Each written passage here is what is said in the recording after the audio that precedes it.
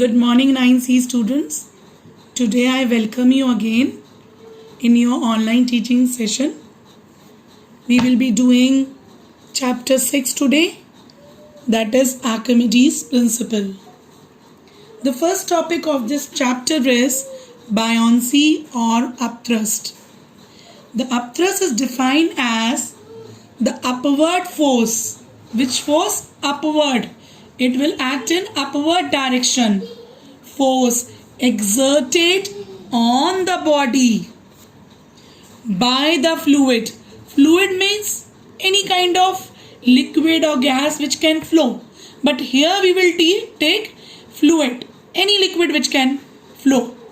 So the force will be exerted, upward force will be exerted by the fluid on the body in which it is submerged is called upthrust or buoyant force.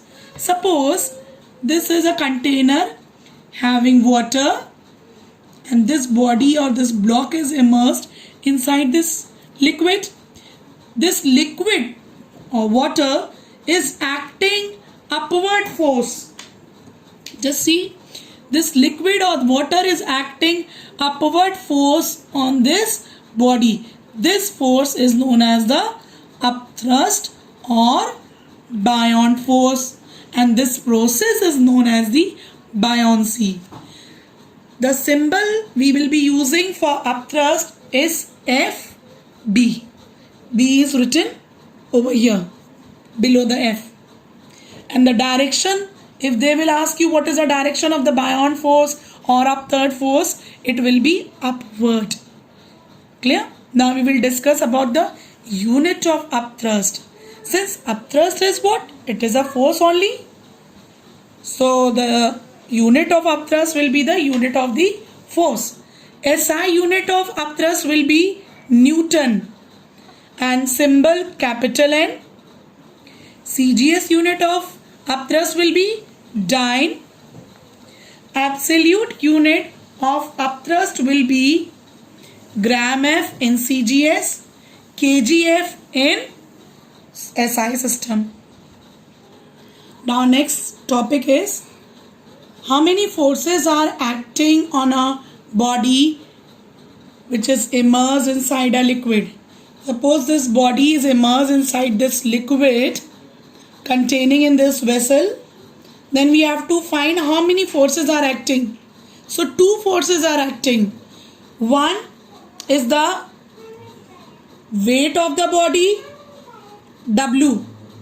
This is a weight of the body acting vertically downward.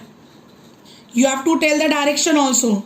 Second force is acting by the liquid on the body, that is upthrust or buoyant force, that is vertically upward. So these are the two forces acting when a body is immersed inside a liquid. You should know the name of the force. You should know the direction. Weight of the body vertically downward, upthrust vertically upward. Now let us study different cases of buoyancy. Case number 1. First case is when the weight of the body is more than the upthrust. That means W is greater than upthrust, FB. Then what will happen? The body will shrink. This body will shrink. Just see over here in the diagram. The two forces are acting. One, the weight of the body vertically downward, buoyant force vertically upward, where the weight of the body is more. Then the resultant force W minus FB will be acting downward. That's why this body will shrink. Now case number 2. Case number 2 is when the weight of the body is equal to the upthrust or buoyant force, then the body will float. Now look into the diagram. This is the weight of the body acting vertically downward. This is a upthrust acted by the liquid on the body vertically upward. The body is floating. the resultant force, that is W minus FB, will be 0, because in this case both the forces are equal and the body will float just below the surface of the liquid. Case number 3. When the weight of the body is less than the buoyant force, then in this case the body will partially immerse in the liquid. If you see, the body is partially immersed. The weight of the body is acting vertically downward, upthrust is acting vertically upward. The resultant force FB minus W, because FB is greater than W, upthrust is greater than W, so FB minus W, the resultant force will act upward. Hence the body will float.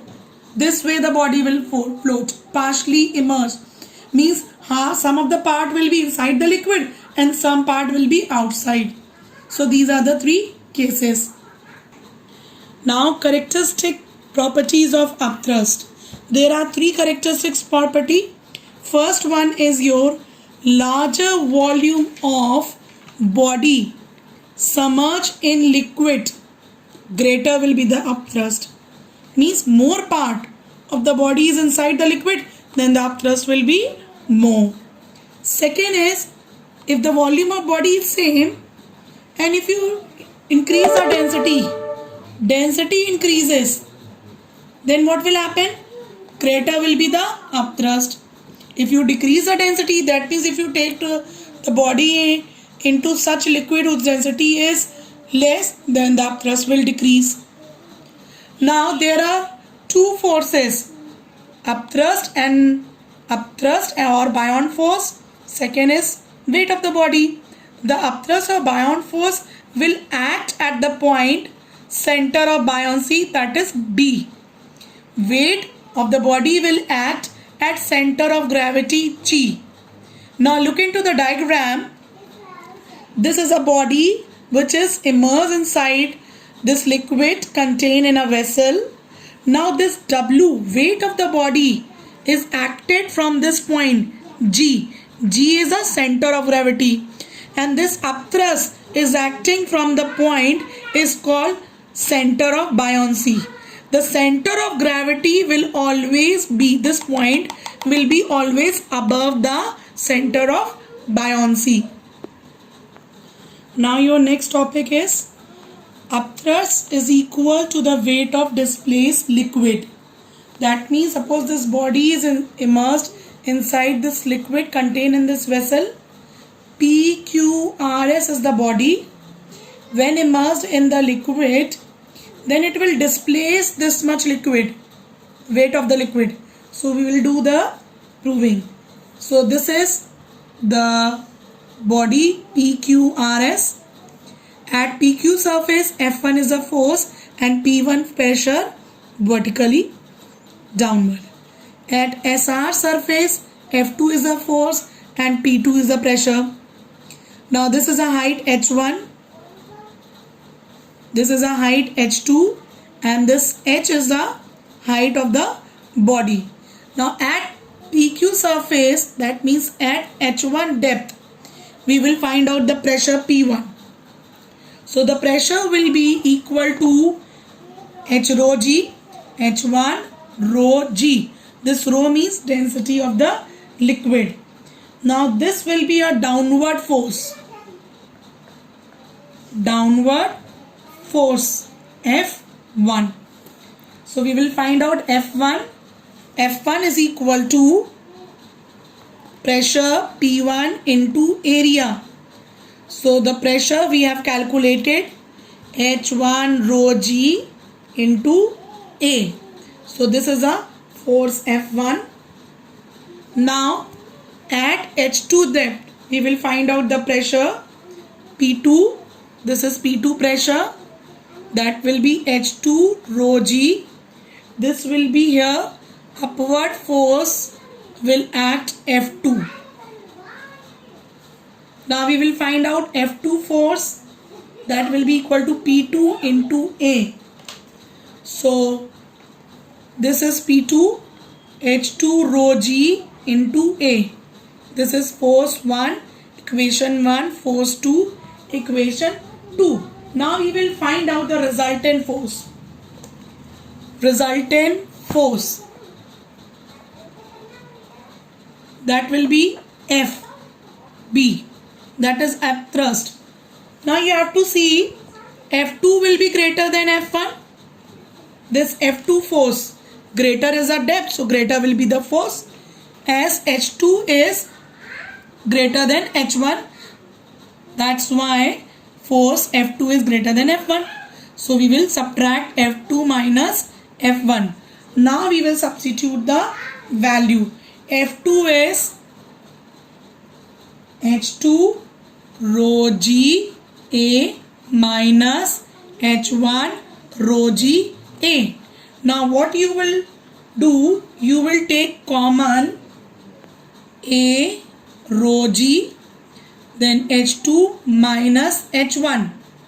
You can write this way, A into H2 minus H1 together, then rho into g. This is area into height, that will be equal to the volume.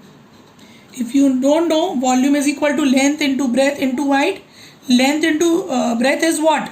Area. Area into height can be written as volume. That I have done it over here. Area into height will be equal to the volume, rho g. So this is your resultant force. Now you must be knowing that density is equal to mass upon volume. So mass will be equal to density into volume, isn't it? And here the density is rho. So for this, volume into density, what you can write? You can write mass, M. Now M into G is what? W. W over here is weight of the liquid displaced. Weight of liquid displaced. So this we have done the proving that the upthrust is equal to the weight of the liquid displaced by the body immersed in liquid.